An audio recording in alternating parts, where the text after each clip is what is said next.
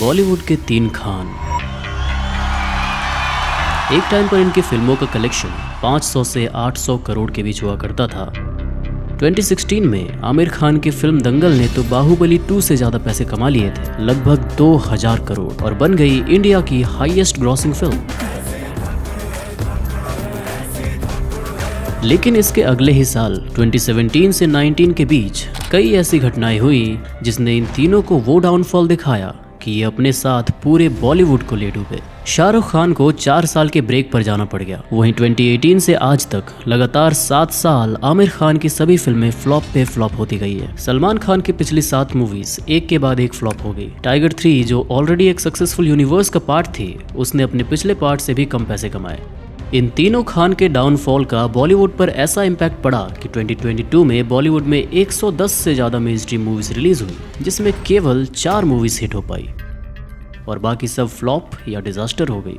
इस वीडियो में हम देखेंगे कि कैसे ये तीन खान 90s में डेब्यू करके अगले कुछ ही समय में बॉलीवुड के 3 पिलर बन गए और अगले 30 साल तक लगातार इंडस्ट्री पर राज किया। और वहीं 2017 के बाद ऐसा क्या हुआ कि ये फ्लॉप पे फ्लॉप देते चले गए। Welcome to the episode 1 of The Rise and Fall.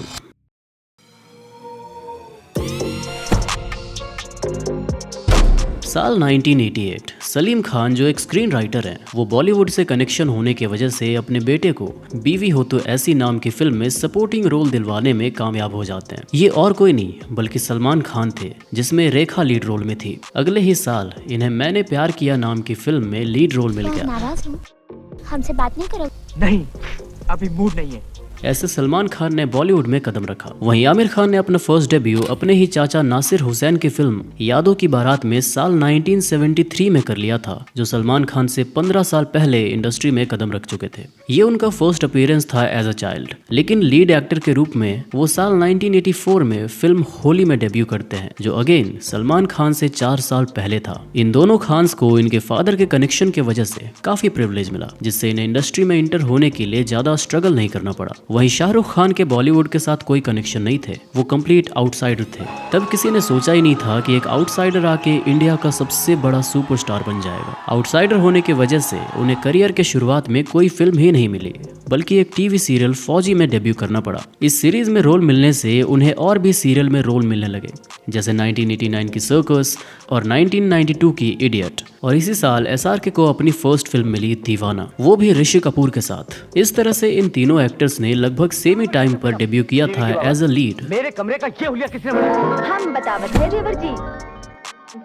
Debut वाले ही साल SRK की ऐसी किस्मत चमकी कि इन्हें 92 में ही 4 फिल्मों में काम करने का मौका मिल गया, जिन सभी में ये लीड रोल में थे। इस एक साल से ही लोगों ने SRK को पहचानना शुरू कर दिया था। वहीं आमिर खान ने 1990 में दिल और 95 में रंगीला और 96 में राजा हिंदुस्तानी फिल्म से खुद को इंडस्ट्री में एस्टैब्लिश कर लिया। Salman Khan on the other hand हम साथ साथ हैं, बीवी नंबर 1 जैसी फिल्मों से पॉपुलर होते चले गए। लोगों को अब दिखने लगा था कि इंडस्ट्री में 3 खान आए हैं, और फिर वो हुआ जिसका पब्लिक बरसों से इंतजार कर रही थी। सलमान खान और SRK का कोलैब। करण अर्जुन फिल्म में जब सलमान और शाहरुख एक साथ आए तो उन्होंने थिएटर्स के कई सारे रिकॉर्ड्स तोड़ दिए। फिल्म ने 6 करोड़ के बजट में 43 करोड़ का कलेक्शन किया था, और इसका ये डायलॉग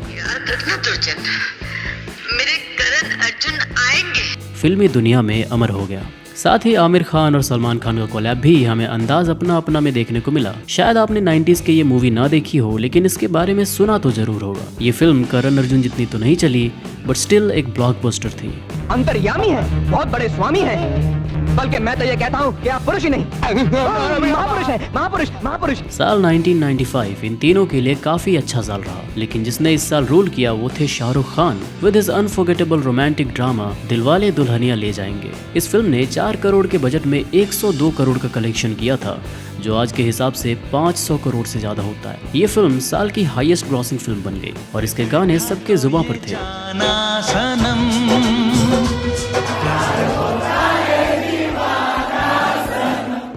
DDLJ के बाद बॉलीवुड रोमांस को शाहरुख खान ने रीडिफाइन कर दिया था, और इसी टाइम के अराउंड SRK को किंग खान जैसे नाम मिल गए। राहुल, नाम तो सुना होगा। जिस तरीके से ये तीनों खान इंडस्ट्री में कदम रखते ही नए जमाने के सुपरस्टार बन गए, वो वाकई काबिल तारीफ है।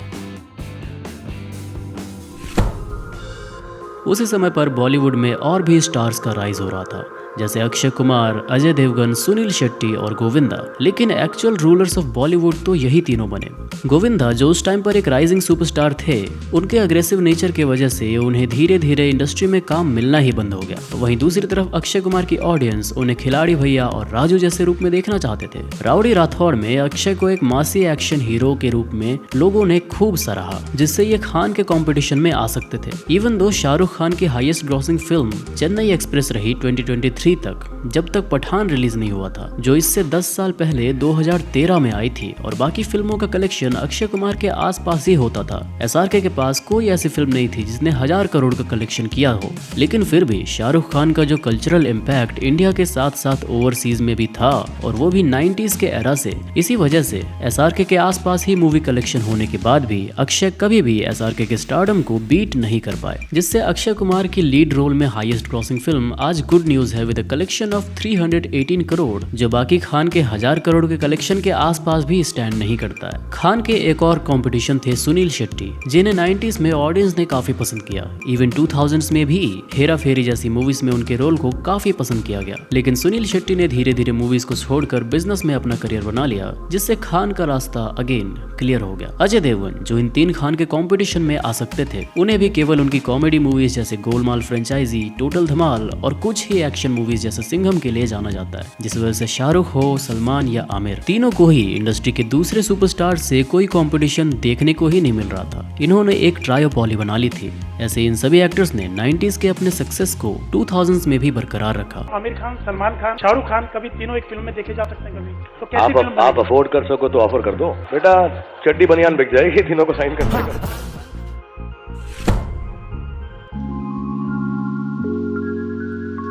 2000s का एरा स्टार्ट होने वाला था, और इसी वक्त तीनों खान ने अपने करियर में अलग अलग तरीके की फिल्में करना शुरू कर दिया। किसी ने रिस्क लिया, किसी ने कंटेंट ओरिएंटेड मूवीज बनाना शुरू कर दिया, तो किसी ने अपने स्टारडम का खूब फायदा उठाया। इसी वक्त शाहरुख खान ने अपने करियर में एक बड़ा रिस्क लिया था देवदास फिल्म साइन करके, जो संजय लीला भंसाली डायरेक्ट कर रहे थे। ये वही डायरेक्टर है जिन्होंने रिसेंटली पद्मावत और बाजीराव मस्तानी जैसी फिल्में बनाई है। देवदास फिल्म एक रीमेक थी 1955 की आई मूवी देवदास की। ऑडियंस तैयार नहीं थी शाहरुख खान को इस रोल में देखने के लिए, जिसे दिलीप कुमार ने पहले प्ले किया था। सबको लगा कि शाहरुख को कोई भी एक्सेप्ट नहीं करना चाहेगा, लेकिन जब फिल्म रिलीज हुई तो शॉकिंगली इस फिल्म को ऑडियंस का बहुत प्यार मिला। कौन कमबख्त है जो बर्दाश्त करने के लिए पीता है? कौन कमबख्त बर्दाश्त करने को पीता है? और इसके आगे भी उन्होंने एक और रीमेक डॉन में लीड एक्टर को प्ले किया था, जिसे 1978 में अमिताभ बच्चन ने प्ले किया था। डॉन का इंतजार तो 11 मुल्कों की पुलिस कर रही है, लेकिन सोनिया, डॉन को पकड़ना मुश्किल नहीं, नामुमकिन है। Aamir Khan on the other hand काम कर रहे थे फिल्म लगान में। 2001 में आई इस फिल्म ने न केवल इंडिया बल्कि फॉरेन में भी खूब नाम कमाया था, और ये इंडिया की उन चुनिंदा फिल्मों में आ गई जिसे ऑस्कर में नॉमिनेशन मिला था। लगान बेस्ट फॉरेन लैंग्वेज की फिल्म की कैटेगरी में जीत तो नहीं पाई, लेकिन ये फिल्म 1957 की मदर इंडिया और 1988 की सलाम बॉम्बे के बाद तीसरी इंडियन फिल्म बनी जिसे ऑस्कर में कम से कम नॉमिनेशन तो मिला। लगान के बाद 24 साल बीत चुके हैं, लेकिन आज तक कोई ऐसी फिल्म नहीं आई जो बेस्ट फॉरेन लैंग्वेज फिल्म की कैटेगरी में नॉमिनेट भी हो पाई हो। लगान के इतना सक्सेसफुल होने के बाद आमिर खान ने कंटेंट ड्रिवन मूवीज पर अपना पूरा फोकस शिफ्ट कर लिया, और इसके बाद हमें तारे ज़मीं पर, 3 इडियट्स, पीके, सीक्रेट सुपरस्टार और दंगल जैसी फिल्म देखने को मिली। ये सारी फिल्में किसी मास्टरपीस से कम नहीं थी, और यही वो टाइम था जब आमिर खान को मिस्टर परफेक्शनिस्ट जैसे नामों से बुलाया जाने लगा। ऑडियंस ने इन पर भरोसा कर लिया कि अगर कोई फिल्म आमिर खान साइन कर रहे हैं तो वो पक्का अच्छी फिल्म होगी। दूसरी तरफ सलमान खान बिजी थे अपने रोमांटिक ड्रामा जैसे प्यार किया तो डरना क्या, हम तुम्हारे हैं सनम, इस तरह की फिल्मों में। और इसी बीच इन्होंने एक ऐसी फिल्म दी जिसे सलमान खान के करियर की बेस्ट एक्टिंग परफॉर्मेंस कहा जाता है। वो फिल्म थी तेरे नाम। इस फिल्म का 2003 में ऐसा क्रेज था कि लोग सलमान खान जैसे हेयर स्टाइल रखने लगे थे और हर तरीके से इनके कैरेक्टर को कॉपी करने की कोशिश करते थे। लेकिन तेरे नाम के बाद ऑडियंस को बहुत ही कम फिल्मों में सलमान खान अच्छी एक्टिंग करते हुए दिखे। हर फिल्म में ऐसा लगने लगा मानो सलमान खान फिल्म का कैरेक्टर नहीं बल्कि खुद की एक्टिंग कर रहे हो। सलमान ने अपनी कम एक्टिंग रेंज को एक कमी नहीं बल्कि एक हथियार की तरह यूज किया और खुद को एज सल्लू भाई इंडस्ट्री में एस्टैब्लिश कर लिया, जिसकी वजह से ऑडियंस ने उनकी एक्टिंग पर सवाल उठाने के बजाय बजाय उनकी फिल्में और सलमान खान को थिएटर में जस्ट एंजॉय करना शुरू कर दिया। ये एक ऐसा मूव था जिससे सलमान खान को 2010 के बाद ऐसा सक्सेस देखने को मिला कि उन्होंने शाहरुख और आमिर को पीछे छोड़ दिया, जिससे दबंग, एक था टाइगर, सुल्तान और बजरंगी भाईजान जैसी फिल्मों ने हंड्रेड्स ऑफ करोड़ का कलेक्शन किया था और सलमान खान अपने ही फिल्मों में रिकॉर्ड पे रिकॉर्ड बनाते चले गए। मेरे बारे में इतना मत सोचो, मैं दिल में आता हूँ, समझ में नहीं।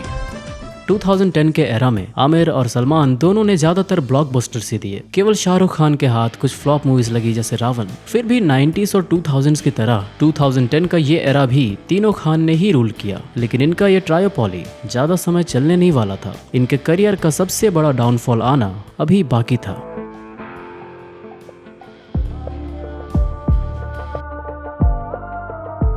साल 2015 साउथ इंडियन इंडस्ट्री की तरफ से उनका सबसे बड़ा प्रोजेक्ट ड्रॉप होता है, बाहुबली द बिगिनिंग। इस फिल्म को 4 भाषाओं में रिलीज किया जाता है, तेलुगु, हिंदी, तमिल और मलयालम। उस समय पर यह काफी बड़ी बात थी कि कोई साउथ फिल्म हिंदी डबिंग के साथ थिएटर में रिलीज हो रही हो। उसी के 7 दिन बाद सलमान खान की बजरंगी भाईजान फिल्म रिलीज होनी थी। ऑब्वियस सी बात है कि लोग सलमान खान की फिल्म देखने जाते, लेकिन जब बॉक्स ऑफिस रिकॉर्ड्स आए तो उसने लोगों को शॉक कर दिया। बाहुबली फिल्म ने 600 करोड़ का कलेक्शन कर लिया, जिसमें मेजॉरिटी शेयर हिंदी ऑडियंस का था। हिंदी ऑडियंस को लाइफ में पहली बार इंडिया में ऐसा कुछ देखने को मिला था। लोग इन एक्टर्स को नाम से नहीं बल्कि इनके रोल से पहचानने लगे। हर एक एक्टर अपने कैरेक्टर में परफेक्ट था। आप ये देख के कह ही नहीं सकते थे कि ये देवसेना नहीं बल्कि एक एक्ट्रेस है। जबकि बॉलीवुड एक्टर्स को लोग इतनी बार देख चुके थे कि चाहे कोई भी रोल हो, हर फिल्म में सलमान खान तो सलमान खान ही लगते हैं। बाहुबली का ये ग्रैंड स्केल और ऐसा ground breaking visual effects, story, characters और म्यूजिक देखकर ऑडियंस बॉलीवुड से ऐसी फिल्मों की मांग करने लगी। इंडस्ट्री के तीनों खान पर काफी सवाल उठे कि आज तक वो ऐसी फिल्म क्यों नहीं बना पाए हैं जो एक रीजनल इंडस्ट्री ने बना दिया। पर असली खेल तो बाहुबली 2 से शुरू होना था। 2 साल के इंतजार, इस फिल्म का पार्ट 2 रिलीज हुआ, बाहुबली द कंक्लूजन। इस फिल्म को ऑडियंस ने इतना ज्यादा पसंद किया कि जब किसी इंडियन फिल्म ने 500 करोड़ से ज्यादा डोमेस्टिक कलेक्शन नहीं किया था, उस वक्त बाहुबली 2 ने रिकॉर्ड तोड़ते हुए सीधा 1400 करोड़ का कलेक्शन केवल इंडिया से कर लिया था। 500 से सीधा 1400 करोड़ का ये जंप इतना बड़ा था कि इसने फिल्म मेकर्स को इंडियन बॉक्स ऑफिस का पोटेंशियल दिखाया था। बाहुबली फ्रेंचाइजी ही थी जिससे Hindi audience south Indian industry से इंट्रोड्यूस हुई, और वो 3 खान जो पिछले 30 सालों से बिना किसी कंपटीशन के राज कर रहे थे, उन्हें अब जाकर उनका असली कॉम्पिटिटर मिला था, Telugu cinema also known as Tollywood, जो अब कोई रीजनल इंडस्ट्री नहीं रहने वाला था बल्कि अगले कुछ ही सालों में इंडिया की बिगेस्ट फिल्म इंडस्ट्री बनने जा रहा था, ओवरटेकिंग बॉलीवुड।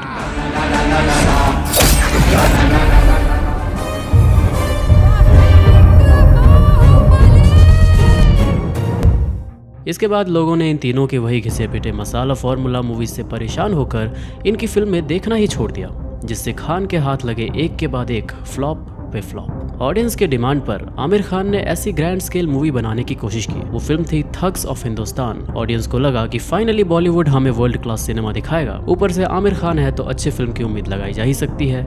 लेकिन जब थग्स ऑफ हिंदुस्तान रिलीज हुई तो इसे इतने खराब रिव्यूज मिले कि आज इसका IMDb रेटिंग 4.1 आउट ऑफ 10 है और रोटेन टोमेटोज पर स्कोर भी 19% है। थग्स ऑफ हिंदुस्तान ऐसी फिल्म थी जिसने बॉलीवुड को रिवाइव करने के बजाय मानो एक दूसरा स्टैंडर्ड सेट कर दिया कि कोई हाई बजट फिल्म कितनी खराब हो सकती है। ऑडियंस ने इसे पायरेट्स ऑफ द कैरेबियन और बाहुबली का चीप कॉपी बताया, और पिछले 10 सालों में शायद ऐसा पहली बार हुआ जब आमिर खान की कोई फिल्म फ्लॉप हुई हो। दूसरी तरफ सलमान और शाहरुख ने ऐसी फिल्म बनाने का ट्राई तक नहीं किया, और जिसने किया उसका रिजल्ट देखकर किसी और को ऐसी हाई बजट मूवी का रिस्क लेने का कॉन्फिडेंस ही नहीं बचा था। थग्स ऑफ हिंदुस्तान ने ऑडियंस से बॉलीवुड की बची खुची उम्मीद भी मिट्टी में मिला दिया, जिसके बाद मल्टीपल चेन ऑफ इंसिडेंट्स हुए जिसने इन तीनों को ही नहीं बल्कि पूरे बॉलीवुड को घुटनों पर ला दिया था।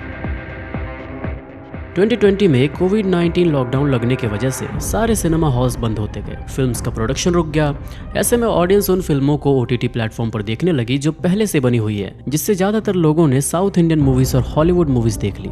ये फिल्में ऑडियंस को इतनी ज्यादा पसंद आई कि वो इन इंडस्ट्रीज की तरफ बढ़ती चली गई और बॉलीवुड से दूर होती चली गई। As a result South Indian movies ने लॉकडाउन खुलते ही धमाका कर दिया, और 2022 में KGF चैप्टर 2 से लेके RRR तक साउथ मूवीज लोगों को इतना ज्यादा पसंद आई कि टॉलीवुड, जो आज से केवल 5-6 साल पहले जस्ट एक रीजनल फिल्म इंडस्ट्री माना जाता था, वो आज इंडियन सिनेमा को रिप्रेजेंट करने लगा था वर्ल्ड लेवल पे। और इस साल बॉलीवुड से ज्यादा कलेक्शन इसी इंडस्ट्री ने कर लिया। लॉकडाउन के ही टाइम पर मिर्जापुर, पंचायत, स्कैम 1992 और असुर जैसी वेब सीरीज के मल्टीपल सीजन्स आए, जिसने लोगों को एक से एक कंटेंट दिखाया। इन टीवी सीरीज को ऑडियंस ने किसी सुपरस्टार के वजह से नहीं, बल्कि इसकी कहानी के वजह से और इनके कैरेक्टर के वजह से पसंद किया था। कई लोग तो ऐसे थे जिन्होंने फिल्म देखना ही छोड़ दिया और केवल वेब सीरीज देखने लगे। दूसरी तरफ बॉलीवुड में राधे, लाल सिंह चड्ढा और लक्ष्मी जैसी पिक्चर्स रिलीज हो रही थी, जिसमें ज्यादातर तो रीमेक थी। ऑडियंस परेशान हो गई थी साउथ मूवीज के इन रीमेक्स को देखकर, क्योंकि इनके ओरिजिनल फिल्म्स इन्होंने लॉकडाउन के दौरान OTT पे ही देख लिए थे। और बॉलीवुड की जितनी भी मूवीज थी जो रीमेक थी वो सारे के सारे फ्लॉप हो गए। इन तीनों खान की फीस जितनी थी उतना तो ये बॉक्स ऑफिस कलेक्शन भी नहीं दे पा रहे थे। आमिर खान की मूवीज फ्लॉप हुई, सलमान खान की फिल्में पहले से ही फ्लॉप होती आ रही थी और शाहरुख खान ने 0 फ्लॉप होने के बाद 4 साल का ब्रेक ले लिया। वहीं दूसरी तरफ साउथ इंडियन मूवीज में ऐसे एक्टर थे जिन्हें नॉर्थ में शायद ही कोई जानता हो, लेकिन वो ब्लॉकबस्टर्स डिलीवर कर रहे थे। उनके स्टार में नहीं बल्कि उनकी फिल्मों में दम था। साल 2020 में सुशांत सिंह राजपूत के सुसाइड की न्यूज वायरल हुई। कई कॉन्स्पिरेसी थ्योरीज बनी कि शायद ये कोई सुसाइड नहीं बल्कि ये फिल्म माफिया का एक प्लान्ड मर्डर हो सकता है। बॉलीवुड की ऐसी डार्क कॉन्स्पिरेसी थ्योरीज को न्यूज चैनल्स द्वारा ऐसा मिल्क किया गया कि लोगों को इस इंडस्ट्री से नफरत होने लगी थी, जिससे लॉकडाउन खुलने के बाद लोग बॉलीवुड मूवीज देखने ही न लगे। ट्विटर जैसे प्लेटफॉर्म्स पर बॉयकॉट बॉलीवुड ट्रेंड होने लगा, जिससे साल 2022 में बॉलीवुड की 100 से ज्यादा मूवीज रिलीज हुई, जिसमें केवल 4 मूवीज हिट हो पाई और बाकी सब फ्लॉप या डिजास्टर हो गई। ऑडियंस ने बॉलीवुड को इस वजह से भी बॉयकॉट किया क्योंकि उन्होंने कई पाकिस्तानी एक्टर्स के साथ पहले काम किया हुआ था। जिस टाइम उरी, पुलवामा जैसे अटैक्स पाकिस्तान की तरफ से किए जा रहे थे, उसी टाइम पर एक तरफ बॉलीवुड पेट्रियोटिक फिल्में बना रहा था, वहीं दूसरी तरफ पाकिस्तानी एक्टर्स को अपनी फिल्मों में काम भी दे रहा था। ऑडियंस ने इनका ये दोगलापन देखकर इन्हें अगेन बॉयकॉट करना ही शुरू कर दिया। बॉलीवुड ने पिछले कई दशक में ऐसी फिल्में बनाई है जिसे आज देखकर शर्म आ जाए कि ऐसी फिल्में कुछ साल पहले ब्लॉकबस्टर होती थी। इवन की लोवेस्ट रेटेड मूवीज की लिस्ट में इंडिया की तरफ से ओपनिंग भी हमारे सुपरस्टार सलमान खान ही करते हैं। 2021 की मूवी राधे IMDb पर इंडिया की वर्स्ट रेटेड मूवी है और सेकंड सबसे खराब रेटेड मूवी में भी सलमान खान ही दिखते हैं अपनी फिल्म रेस 3 के साथ। अब ऐसी मूवीज बनाओगे तो डाउनफॉल तो आना ही था। और थर्ड नंबर पर आती है इंडिया की हाईएस्ट बजट वाली मूवी आदि पुरुष। लेकिन पता है, बॉलीवुड हमेशा से ऐसा नहीं था। एक समय था जब हमें मदर इंडिया जैसी मूवीज देखने को मिलती थी। एक समय था जब इंडियन सिनेमा हॉलीवुड के बाद दूसरा सबसे बड़ा फिल्म इंडस्ट्री बन चुका था। हमारी फिल्में ऑस्कर्स में नॉमिनेट होती थी। हमारे पास सत्यजीत रे जैसे फिल्म मेकर्स थे जिनकी मूवीज से आज तक हॉलीवुड जैसे बड़े बड़े स्टूडियोज इंस्पिरेशन लेते हैं। फिर आखिर हमारी मूवी इंडस्ट्री में पिछले कुछ डेकेड्स में ऐसा क्या हुआ कि एक टाइम पर वर्ल्ड लेवल पर कम्पीट करने वाला इंडियन सिनेमा आज दूर दूर तक कहीं दिखाई नहीं देता है। ये मैंने बताया है इस वाले वीडियो में।